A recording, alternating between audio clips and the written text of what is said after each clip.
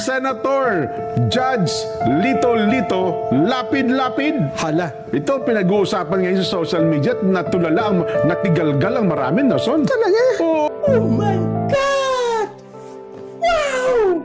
Mr. Lapid is recognized. You may proceed when you're ready, sir. Salamat po sa ating officer. Yun nga po, at marami rin po nagtatanong, pero hindi ko itatanong kung sino yung Piatos, kung anong alias. Sabi nga po ni Senator Risa Ontiveros, may kapangalan siya, may ka-birthday pa siya. Meron din pong sinabi yung prosecutor na may 2 lapid na nando doon. Papasalamat po ako kung totoong lapid yung kamag-anak ko po kasi.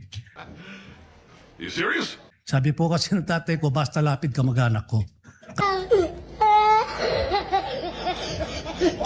Ay magpapasalamat po ako sa defense at kay La Chica kung nabigyan yung kamag-anak ko.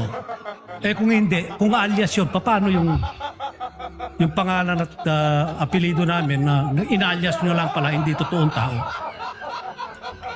Your Honor, yung mga documents po na yan ay galing po sa security officer, Your Honor, na si Colonel La Chica, Your Honor, na itinalaga po ni Vice President, Your Honor.